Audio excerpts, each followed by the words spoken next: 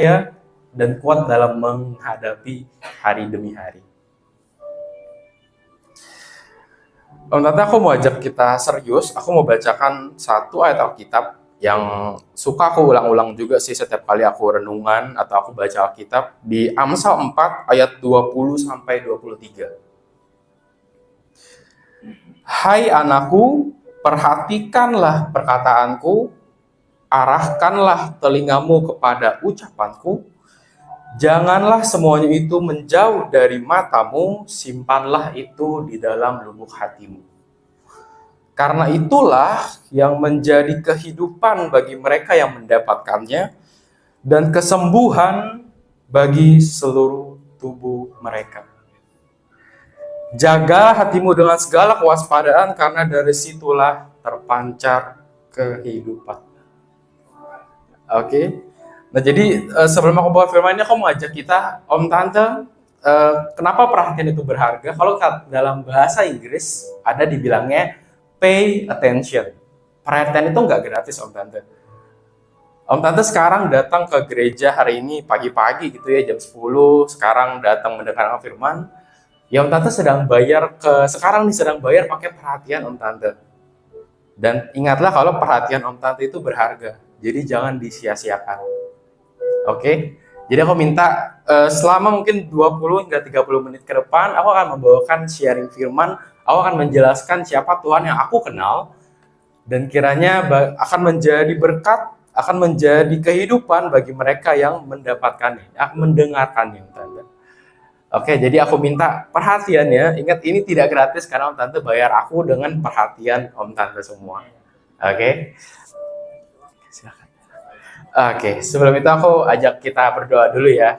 Tuhan Yesus, terima kasih ya Bapak untuk pagi hari ini Tuhan Yesus, di mana Engkau tuntun ya Bapak, kami bisa berkumpul di tempat ini, itu bukan sebuah kebetulan ya Bapak, di mana kami ingin mendengarkan sharing firman-Mu ya Bapak, dan Kau yang pakai aku ya Bapak sebagai hamba-Mu, Kau yang terus bekerja dalam ku hari ini ya Bapak, Kau yang pakai lidah bibirku Tuhan Yesus, untuk bisa memperhatikan, untuk bisa menyampaikan isi hatimu ya Bapak, dan juga para jemaatmu juga ya Bapak yang sudah akan memperhatikan pada hari ini ya Bapak. Terima kasih Tuhan Yesus Tuhan turut hadir Tuhan Yesus, dan bagi semua yang siap untuk memperhatikan firman Tuhan hari ini, mari sama-sama kita katakan amin. Oke, mungkin Brian bisa di-sharekan untuk PPT-nya. Hari ini aku lupa bawa pencetan ya, jadi Brian tolong. Oke. Nah, hari ini aku membawa sharing firman Tuhan yang temanya Live with God and Know His Presence. Hidup dengan Tuhan dan kenalilah atau ketahuilah hadiratnya. Dan aku bawa firman ini mungkin ya kita tahu sih aku suka baca buku dan aku suka jalan Om Tante. Jadi setelah aku baca buku biasanya besoknya pada saat malam-malam aku jalan, aku keliling-keliling gitu ya, kadang sendiri.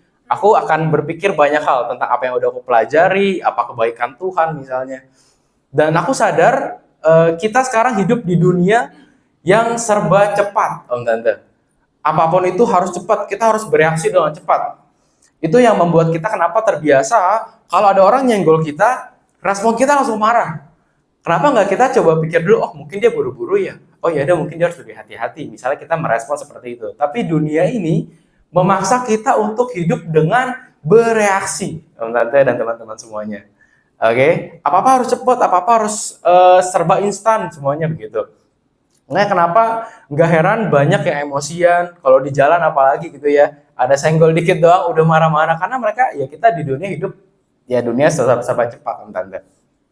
Oke, nah tapi sebenarnya manusia itu setelah aku pikirkan gitu ya, dan aku juga baca-baca buku, aku juga doakan juga, di dalam kehidupan ini satu hal yang dicari manusia adalah yang namanya kepastian. Yang dimana dalam kepastian itu ya kita jadi tenang Om Tante. Oke. Nah, makanya kenapa aku bawa di sini temanya adalah Live with God and Know His Presence. Oke. Nah, next Brian. Nah, aku mau bawa cerita hari ini tentang dua ayat Alkitab ini. Yang kiri Tuhan Yesus meredakan badai, yang kanan juga ya Tuhan meredakan badai juga, tapi perikopnya Tuhan berjalan di atas air.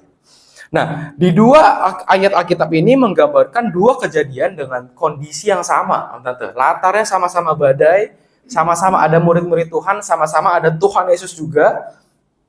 Tapi dengan perbedaan level pengenalan akan Tuhan, yang ditunjukkan juga responnya berbeda dari murid-murid Tuhan Yesusnya, Tante. Nah, mungkin aku cerita sedikit, Brian, next. Ini kita bisa baca ayatnya, tapi aku akan simpulkan aja ya.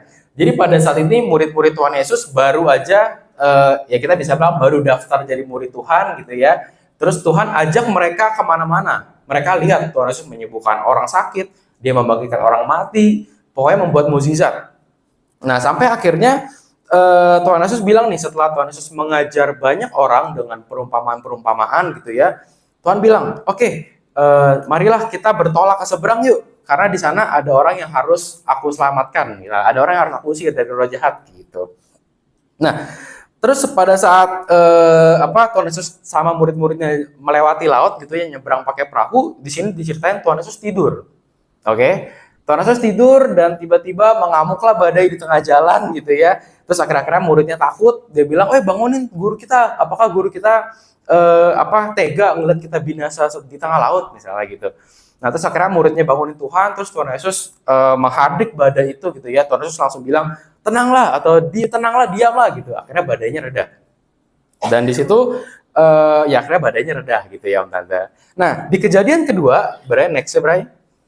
Di kejadian 2 ini di Matius 14, ceritanya sama mirip-mirip, Om Tante. Tapi bedanya adalah Tuhan Yesus di sini setelah dia membuat mukjizat 5.000 memberi makan 5.000 orang, Tuhan Yesus pergi dulu, Om Tante, berdoa sendiri. Tapi dia bilang murid-muridnya, kalian nyebrang dulu deh ke seberang, nanti aku nyusul, aku doa dulu ya. Begitu. Nah, pada saat murid-murid Tuhan Yesus mencoba untuk menyeberang danau gitu ya, menyeberang laut, tiba-tiba adalah ombak badai, ombak badai besar, badai gitu ya, yang menghalangi mereka.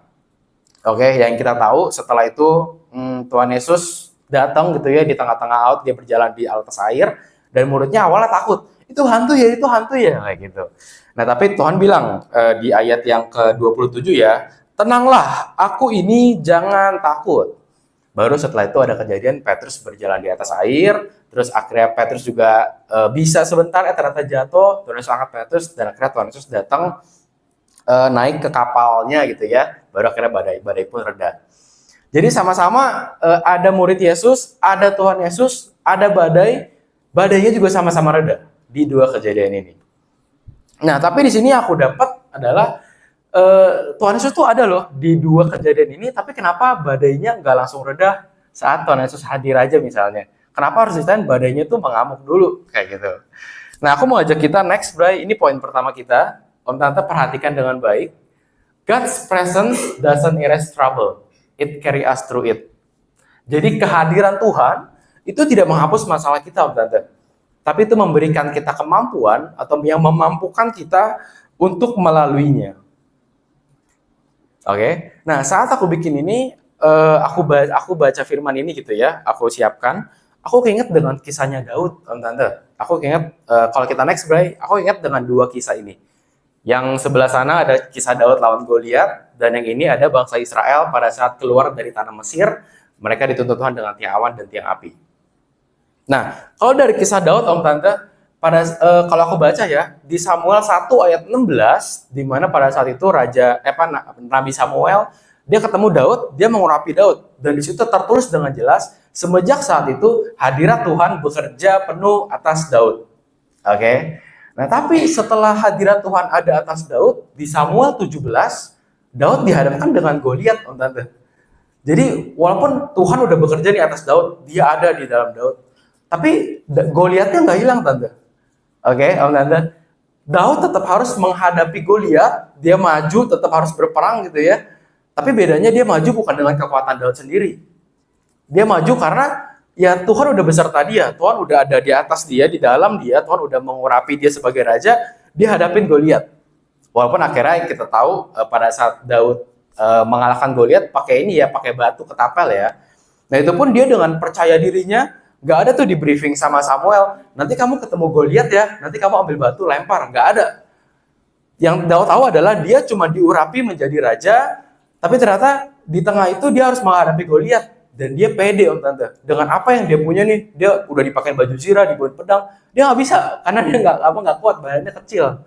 Tapi dengan apa yang dia punya dan dengan roh Tuhan yang bekerja di dalam dia bisa hadapin Goliat, Om Tante. Mungkin kalau kita lihat, itu mah hoki doang. Daud lempar batu satu kena kepala Goliat. Tapi aku belajar di sini nggak ada yang namanya hoki, Om Tante. Aku nggak percaya namanya hoki. Tapi yang ada itu adalah penyertaan Tuhan. Amin, Om Tante. Oke, pertama itu, roh Tuhan ada atas Daud, tapi dia tidak menghilangkan Goliat gitu aja. Daud tetap harus ngadapin, tapi bedanya dia hadapin bersama dengan Tuhan, dan Tuhan yang pimpin. Nah, yang kedua, Tante, di bangsa Israel pada saat keluar dari tanah Mesir. Nah, pada saat keluar dari bangsa Mesir, bangsa Israel pagi, hadirat Tuhan ada berbentuk tiang awan pada saat siang hari, dan tiang api pada saat malam hari, Om Tante. Oke. Nah, Tuhan ingatkan aku lagi pada saat aku baca ini, Tuhan, kenapa engkau harus menjadi tiang awan dan tiang api? Kenapa nggak padang gurunnya aja dihilangin? Atau nggak padang gurun dibikin sejuk di saat itu misalnya? Atau nggak Tuhan bikin pasir di padang gurun kayak eskalator? Jadi bangsa Israel cuma diem doang, jalan sendiri. Kenapa Tuhan nggak bikin kayak gitu, Om Tante? Nah, tapi di sini yang aku sadari adalah hadirat Tuhan yang untuk bangsa Israel ya, Om Tante. Di siang hari Tuhan kasih tiang awan supaya bangsa Israel jalan gak kepanasan. Tapi bangsa Israel harus jalan, Om Tante. Kalau kita baca di sebelumnya, Tuhan bahkan bilang loh, kalau misalnya aku kasih bangsa Israel lewat jalur tercepat, dia bakal menghadapi orang Filistin, nanti mereka bakal ngoceh-ngoceh, mereka milih balik ke bangsa Mesir. Yaudah deh, aku ajak mereka muter aja. Tapi aku ajak mereka muter, mereka nggak sendiri. Aku kasih tiang awan, aku kasih tiang api. Malam pun sama, Om Tante ya. Saat bangsa Israel berjalan, supaya nggak kedinginan, supaya mereka jalannya tetap on track-nya Tuhan, Tuhan kasih tiang api yang menghangatkan dan tiang api yang menunjukkan jalan mereka kemana mereka harus jalan. Oke. Jadi poin pertama yang aku mau bawa adalah hadirat Tuhan itu tidak langsung menghilangkan masalah yang ada di depan kita, Om Tante, tapi memberikan kita kemampuan untuk melaluinya. Aku berdiri di sini pun, jangan Om Tante kira aku tidak ada masalah. Aku juga ada masalah, tapi kita sama-sama ada masalah dah semuanya. Tapi ada satu hal juga yang sama kalau kita juga punya Tuhan di dalam hidup kita. Dan kalau kita lagi jalan, kita nggak jalan sendiri, Om Tante. Kita jalannya sama-sama Tuhan. Oke. Nah, terus muncullah pertanyaan, Brian, next Brian. Nih, kenapa kalau misalnya aku ada masalah, kenapa Tuhan nggak langsung aja menghilangkan badai, menghilangkan masalahku, atau langsung aku dibawa ke atas saja? Nah, tapi pada saat menyiapkan ini, ya aku udah sharing sama Papa, sama Om Bagus juga gitu ya. Dan aku perlu disclaimer dulu, oke? Kalau Tuhan Yesus bukanlah Tuhan yang mencobai, oke? Dan dia pun tidak dicobai. Kalau kita tahu seperti di Alkitab pun dia tidak dicobai, Om Tante ya. Nah, jadi segala pencobaan itu Tuhan izin, segala masalah apapun yang terjadi gitu ya, itu Tuhan izinkan terjadi karena dunia ini tuh sedang tidak baik-baik saja, sedang rusak, Om Tante. Jadi masalah, pencobaan, sakit, penyakit itu bukan dari Tuhan.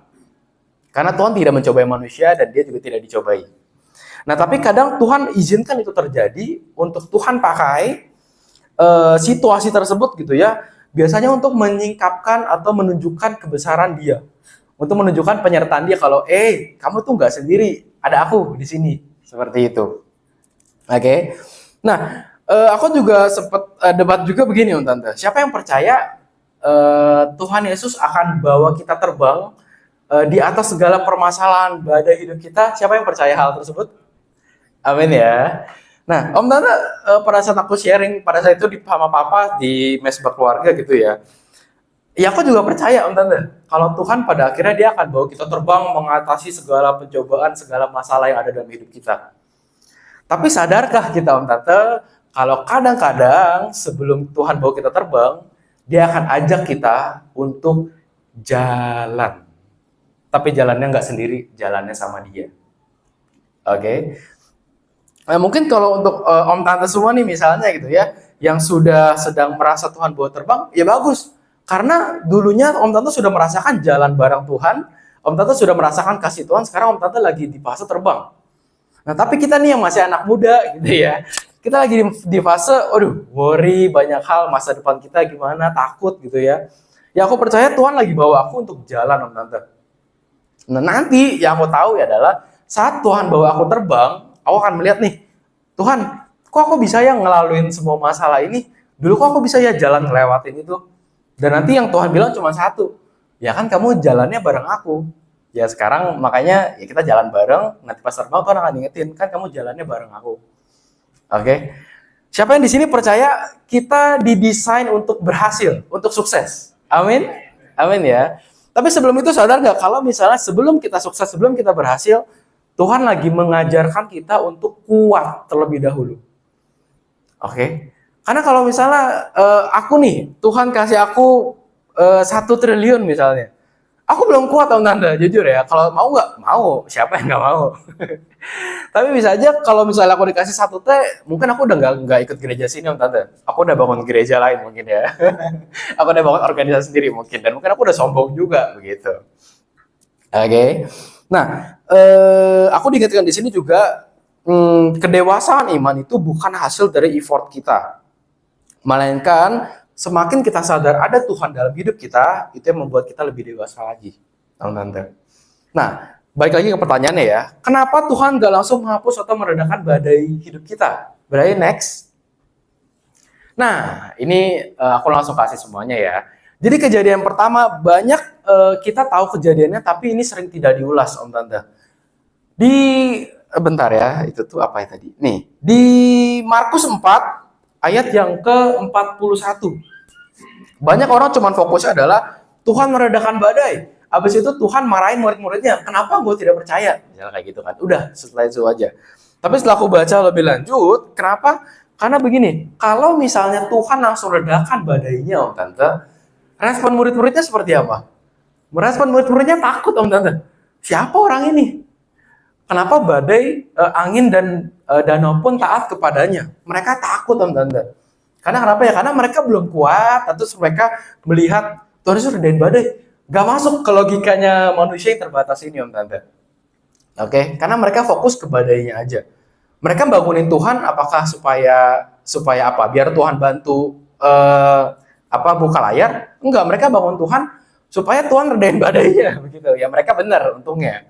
Nggak yang mereka kalau ada badai mereka lompat tenggelam di laut, nggak begitu ya. Kalau ada berarti nanti cerita Alkitab berubah. Jadi misalnya siapa? Matius ditemukan ngambang di laut, nggak begitu ya. Tapi mereka membangunkan Tuhan karena mereka tahu Tuhan tolong redain begitu loh. Dan akhirnya Tuhan redain. Cuma respon mereka kaget, ternyata reda dan akhirnya mereka takut. Sama mereka jadi kayak ya fokus pada badai dan mereka mempertanyakan.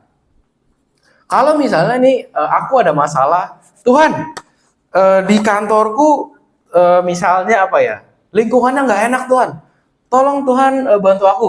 Tring, tiba-tiba besok semua orang di timku hilang, misalnya. Ya bingung, aku bingung kayak, kenapa nih? Kok pada hilang? Kok cuma aku sendiri yang masuk? Misalnya kayak gitu. Ya itu. Nah tapi di kejadian kedua, di saat murid-murid Tuhan Yesus juga menghadapi badai yang sama, gitu ya. Dan Tuhan tidak ada di situ, Om Tante. Tapi pada saat badai itu ada, tiba-tiba Tuhan ada di atas laut berjalan. Ya dia bilang, tenang, ini aku. Gitu. Nah, murid-murid Tuhan pada saat itu takut nggak? Oh takut banget pasti nggak ada badai. Orang ada Tuhan aja takut, ini apalagi nggak ada Tuhan di sana. Nah, aku percaya tuh Om Tante dan teman-teman, pada saat Tuhan bilang, tenang, ini aku. Gitu. Mereka kira hantu. Tapi di situ aku percaya mereka muncul harapan walaupun sekecil apapun, aku nggak tahu ya, mungkin kecil, tapi mereka percaya ini kayaknya Tuhan nih. Tapi ini Tuhan apa hantu? Kayak gitu kan. Nah, pada saat mereka fokus ke Tuhan, di sini aku ada kasih catatan juga sih. Sebentar. Nah, di yang Matius 14 ini dibilang begini, pada saat Tuhan datang, pada saat Petrus udah Tuhan suruh jalan, terus Petrus jatuh gitu ya, terus Tuhan angkat, terus Tuhan bilang, kenapakah, kenapa kamu si orang yang nggak percaya? Tuhan bilang kayak gitu. Nah, aku percaya di situ murid-muridnya mendengar dengan jelas dan dia ingat perkataan Tuhan pada saat di Markus 4. Tuhan Yesus juga bilang, mengapa kamu nggak percaya gitu. Dan di sini Tuhan ingetin lagi, hei kamu yang nggak percaya, kenapa kamu jatuh? Iya, ayo aku angkat masuk ke atas ke kapal. Nah pada saat itu aku yakin dan percaya, murid-murid Tuhan langsung tahu, oh ini benar nih Tuhan gua. Karena dulu gue pernah dimarahin, dulu aku dibilang tidak percaya dan dia ingetin lagi misalnya kayak gitu ya. Nah di situ pada saat Tuhan naik ke kapal yang kejadian kedua, badainya reda secara otomatis pada saat Tuhan datang, tante. Di kejadian kedua ini murid-muridnya tidak sama sekali ya bukan tidak ya, dia mempermasalahkan badai, murid-muridnya takut, tapi bukan itu yang dia cari, bukan kayak Tuhan, itu Tuhan ya, redain badai ini. Enggak, dia bilang kalau kamu Tuhan, ajak aku jalan ke sana. Oke. Jadi di sini ada perubahan di mana murid-muridnya yang fokus ke badai menjadi fokus ke Tuhan, tante. Makanya kenapa saat badainya reda, respon murid-muridnya adalah sujud dan menyembah dia. Dan dia mengakui sesungguhnya engkau adalah anak Allah. Oke. Nah, dari dua kejadian ini, badainya pasti berhenti, Om Tante. Badainya tujuannya Tuhan pasti berhenti. Tapi bedanya adalah yang kejadian yang pertama, murid-muridnya nggak ngerasain penyertaannya Tuhan, Om Tante. Karena Tuhan langsung suruh redain, maka mereka kaget. Tapi di kejadian kedua, di saat berbagai kejadian gitu ya, Petrus jalan di atas air, Tuhan juga jalan di atas air, mereka fokus ke Tuhan, mereka merasakan penyertaan Tuhan, makanya mereka nggak fokus ke badainya lagi, Om Tante. Akhirnya badainya reda sendiri. Nah mungkin aku bisa simpulkan kalau next Bray, kalau kita fokus ke badainya aja, kita bisa lupa sama penyertaannya, Om Tante. Oke. Aku pernah baca dan aku pernah dengar sharing juga, dia bilang begini, kesuksesan gitu ya, ataupun berkat Tuhan itu adalah buah yang pasti, Om Tante. Kita hidup di dalam Tuhan dan itu sudah jadi bagian kita dan pasti akan kita dapatkan. Oke. Tapi penyertaan Tuhan itulah yang terutama. Penyertaan Tuhan itu yang harus kita fokuskan sebenarnya. Oke. Karena kalau kita berhasil tapi kita tidak merasakan penyertaan Tuhan itu sia-sia, Om Tante. Yang ada malah ya udah kita akan merasa sombong, kita akan ngerasa tinggi diri gitu ya. Kita ngerasa sombong jadi kita nggak percaya Tuhan. Nanti giliran kita jatuh, ya udah kita tinggal nyari Tuhan. Tuhan tolong redain badainya, jadi kita nggak dewasa. Oke. Nah, terus aku mau next juga nih. Pengenalan kita akan Tuhan menentukan respon kita dalam menghadapi apapun itu. Oke, nah aku kasih contoh begini. Contoh misalnya aku kenal dengan dengan Om Akong deh. Aku kenal dengan Om Akong. Nah, aku tahu Om Akong ini adalah orang yang baik hati, dermawan gitu misalnya ya. Orang yang suka bayarin misalnya kalau makan. Ya pasti responku akan berbeda, Om Tante ya. Dibanding aku kenal dengan orang lain misalnya namanya Alex gitu. Alex itu pembohong, dia penipu misalnya. Pada saat aku ketemu Alex, aku bakal hati-hati, Om Tante. Karena aku tahu dia penipu, dia pembohong. Jangan sampai aku juga ikut tertipu. Tapi kalau aku sama Om Akong, wah Om Akong dermawan. Aku nggak bawa dompet. Santai aja lah. Ada Om Akong kayak gitu misalnya ya. Nah, ada Om Yunus. Om Yunus juga begitu katanya ya. Nah, pengenalan kita akan Tuhan menentukan respon kita menghadapi apapun juga, Om Tante. Nah, kalau kita balik ke gambar tadi, Bray, yang ada dua kisah, Bray, coba ini aja deh. Nah, di bagian yang ini, Om Tante, ya tadi ya, murid-muridnya baru aja mengenal Tuhan Yesus, baru daftar jadi murid Tuhan.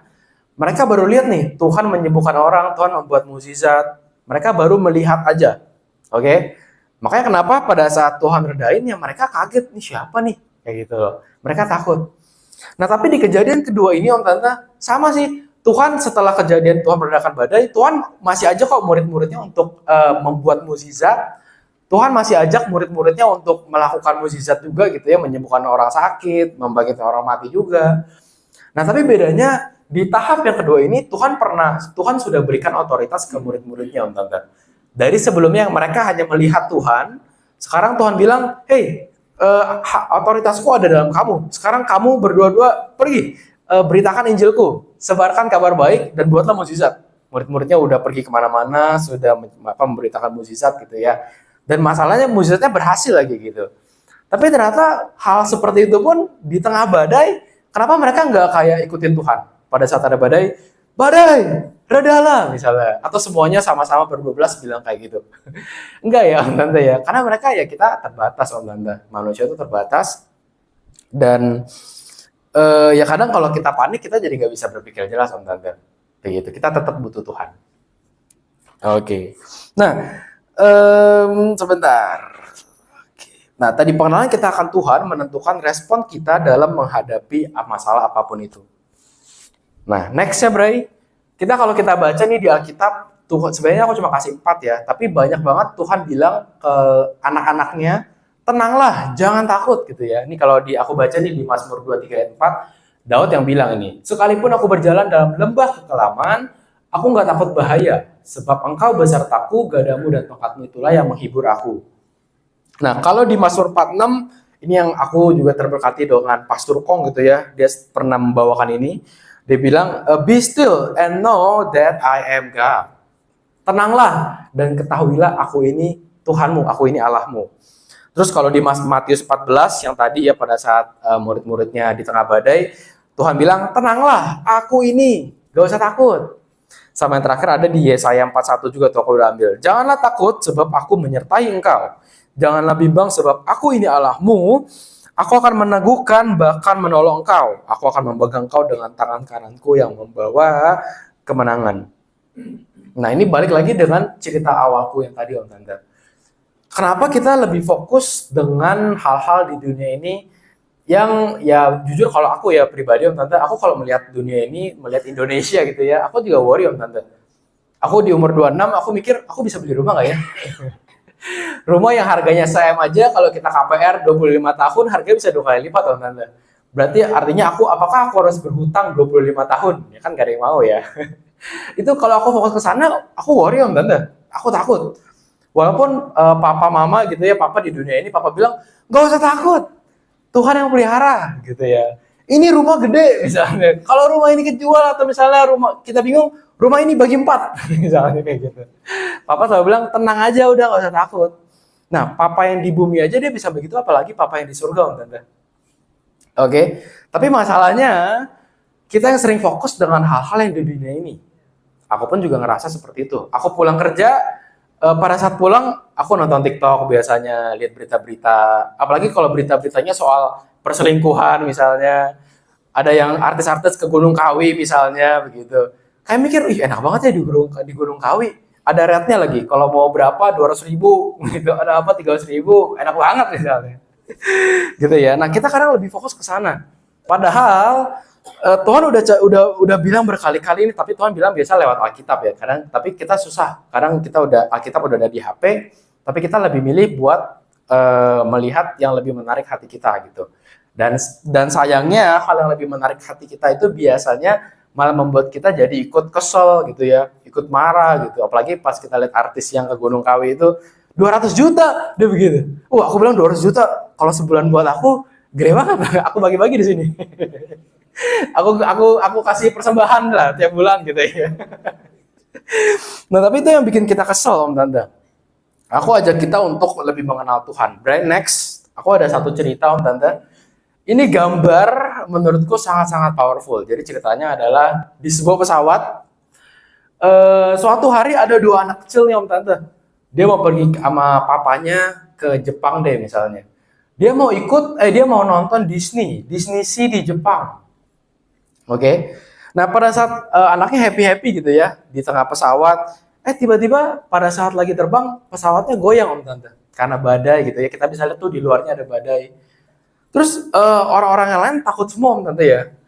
Anaknya bingung, "Pak, kenapa sih? Pak, ini kita kenapa kok goyang-goyang begini?" Papanya bilang, walaupun papanya juga kelihatan takut gitu Om Tante. Papanya juga nggak yakin. Tapi papanya bilang, "Tenang, kan kita mau ke Jepang, kita mau nonton Disney." Gitu. Terus anaknya, iya kita nonton ke Disney. Di tengah kapal yang goyang-goyang, anaknya malah ketawa-tawa Om Tante.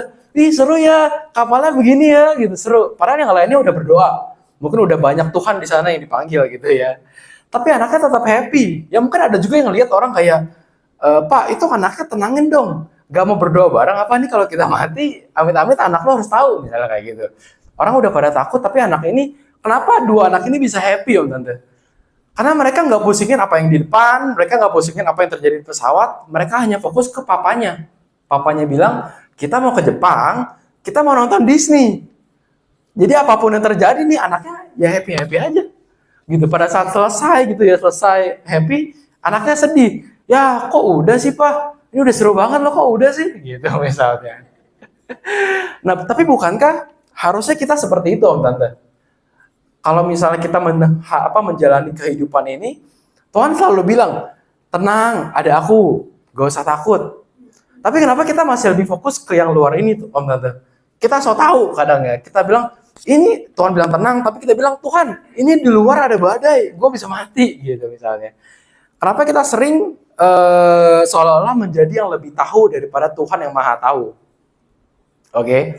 Nah, dari cerita ini aku diingatkan lagi, harusnya pun kita sama seperti dua anak ini Om Tante. Apapun yang terjadi, apapun yang kita alami sekarang, Tuhan bilang, aku tahu rancanganku dalam hidupmu. Aku yang membuat kamu gitu ya. Bahkan dari sebelum Tuhan bikin buah pinggang kita, ya kita baca Tuhan udah menyiapkan kita, Tuhan udah merencanakan yang terbaik buat kita. Nah, kenapa kita masih takut Om Tante? Wah, kalau aku ngomong ini dibilang, wah berarti Renardi udah nggak takut dong ya? Masih takut Om Tante. Karena kita manusia yang mau nggak mau kita hidup di dunia ini adalah kita hidup di dunia yang penuh dengan kekuatan yang visual Om Tante. Oke. Yang kadang Thomas aja pada saat Tuhan Yesus ada gitu ya, ini Tuhan Yesus bangkit lagi, tapi Tuhan bilang, mana buktinya? Dicucukkan, masih harus ngelihat, oh iya benar nih tangannya bolong, kayak gitu ya. Dan kita juga, sayangnya, kita juga hidup di dunia seperti itu sampai dengan sekarang. Kalau kita ketemu orang yang misalnya perawakannya berantakan gitu ya, berewokan sana-sini, padahal orangnya baik, tapi kalau kita ketemunya gimana? Kita lari Om Tante ya, takutnya orang gila atau misalnya penjahat misalnya.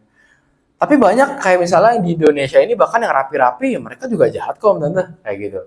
Nah, kita hidup di dunia yang sangat kuat dengan kekuatan visualnya. Nah, makanya kenapa ada TikTok, ada sosial media, apapun itu. Ya itu kadang, ya positifnya kita jadi update Om Tante dengan keadaan di luar, tapi negatifnya adalah keadaan di luar nggak selalu baik yang kita tahunya Om Tante. Kadang keadaan di luar sana yang kita tahu adalah keadaan yang buruk, perang lagi di mana-mana. Kalau kita lihat harga BBM dari 12.000 jadi 16.000, ya aku juga ikut kesel Om Tante, kayak aduh, ini gaji cuma naik misalnya 10%, 8%, BBM naiknya 40%. Gimana nanti tahun depannya misalnya? Tapi kalau kita fokus ke sana, kita malah loyo Om Tante. Oke. Nah, harusnya kita seperti kedua anak ini. Kalau kita kenal yang tadi ya, yang poin tadi, pengenalan kita akan Tuhan menentukan respon kita dalam menghadapi segala hal. Jadi siapa Tuhan yang Om Tante dan teman-teman kenal? Apakah Tuhan yang memberikan cobaan? Apakah Tuhan yang kalau misalnya aku jahat Tuhan hukum? Atau ada yang Tuhan yang aku kenal, ya dia selalu baik untuk aku. Kalau aku percaya begini Om Tante, di hidup aku Tuhan udah setting nih, goalnya adalah keberhasilan setinggi ini misalnya gitu ya. Sekarang aku masih di sini nih, masih di bawah. Aku percaya Tuhan menyetingkan aku sudah di atas sana. Nah, tapi cara aku untuk menggapai ke sana, Tuhan kasih kehendak bebas Om Tante. Ada yang flat, ada yang udah naik, tapi dia sombong, dia turun dulu ke bawah lagi. Tapi ujungnya akan naik Om Tante. Karena apa? Karena ya Tuhan yang sertai kita. Tapi kadang ya Tuhan kasih kita free will, tapi di free will-nya kita itu pun ya Tuhan akan bekerja buat hidup kita. Om Tante, itu Tuhan yang aku percayai. Nah, Brian next, inilah poin ketiga kita Om Tante, dan aku minta Om Tante untuk perhatikan. Live with God is not chaos free. Live with God is perfect peace in the midst of chaos. Hidup dengan Tuhan bukan berarti bebas dari kekacauan Om Tante. Tapi hidup dengan Tuhan artinya adalah ketenangan atau kedamaian sejati di tengah kekacauan. Oke. Nah, aku keinget lagi dengan kisah Daud Om Tante. Pada saat dia ngelawan Goliat. Aku kepikir, kenapa Daud bisa sebegitu pedenya pada saat Goliat datang gitu ya. Goliat mencemooh Daud, mencemooh orang Israel. Terus Daud bilang dengan pedenya, engkau mendatangi aku dengan pedang, tapi aku datang dalam nama Tuhan semesta alam, kayak gitu. Aku sepikir, kenapa Daud bisa begitu pede ya? Bukannya harusnya, kalau aku jadi Daud, mungkin aku akan takut. Aku bilang, jangan dulu dong, aku belum jadi raja. Nanti ya aku jadi raja dulu, aku belajar perang dulu, baru aku lawan kamu. kalau dalam kapasitasnya aku ya. Tapi Daud enggak, Om Tante. Nah, setelah aku pelajari dan aku bawa dalam doa, ini aku nggak tahu, mungkin Tuhan akan jawab berbeda kepada Om Tante semua. Tapi yang Tuhan berikan ke aku adalah, kenapa dia bisa punya confidence yang begitu besar? Karena sebelum dia masuk ke Samuel 17, dia melewati 1 Samuel 16. Yang dimana, bentar aku lihat dulu. Di 1 Samuel 16, pada saat Samuel mengurapi Daud sebagai raja, kuasa Tuhan turut bekerja atas Daud. Benar tadi aku jelaskan ya. Nah, pada saat Daud ketemu dengan Goliat, aku percaya ini di hati Daud, dia bilang begini, "Hey Goliat, Tuhan memberkati aku dan sekarang dia ada dalam aku.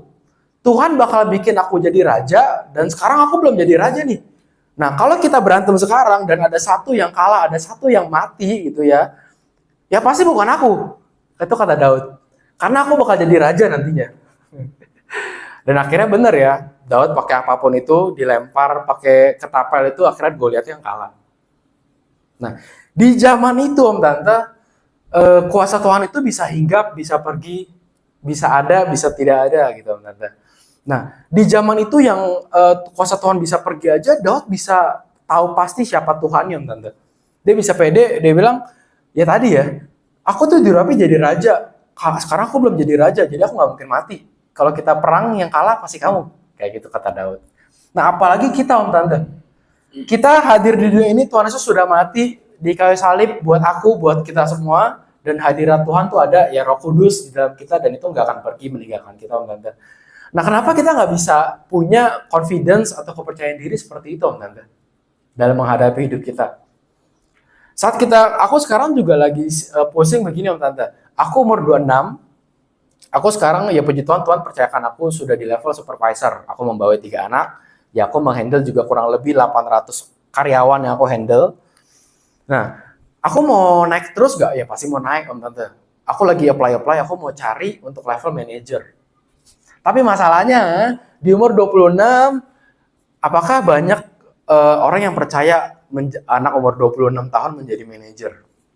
Itu yang lagi aku hadapi sekarang. Dulu aku sempat pesimis Om Tante. Oh mungkin aku Tuhan terus stay dulu kali ya, sampai aku umur 30 tahun, baru aku bisa jadi manajer.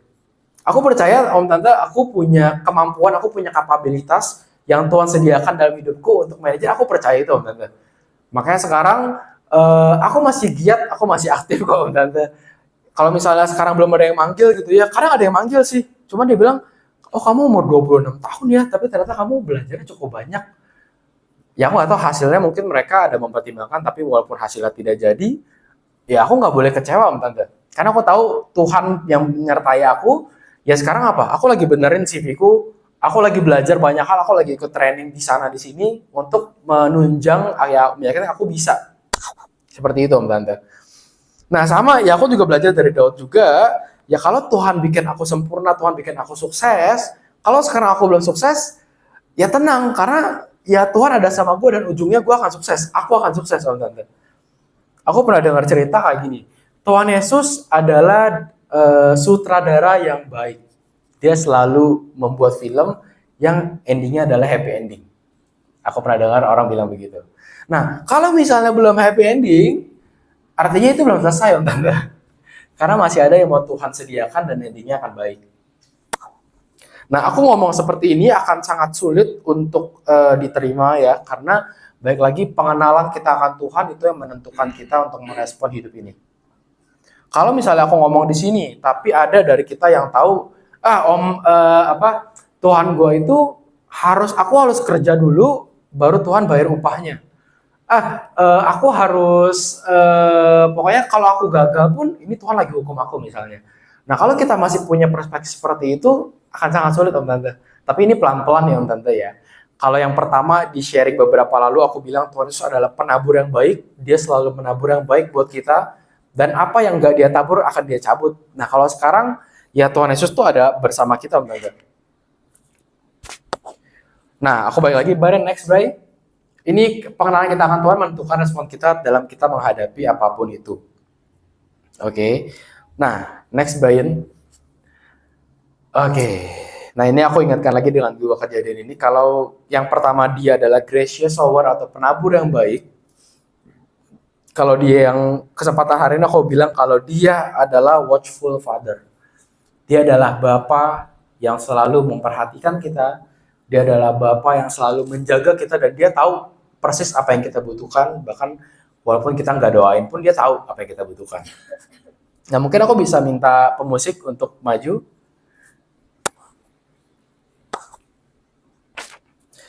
Di tengah kondisi yang worry ini Om Tante, aku ada kepikiran satu lagu. Ini lagu anak-anak. Lagu anak-anak ini tuh aku lupa awalnya sih Om Tante, tapi lagunya tuh bilang begini. Liriknya dia bilang kayak gini. Ku punya masa depan penuh harapan. Tuhan yang jamin hidupku.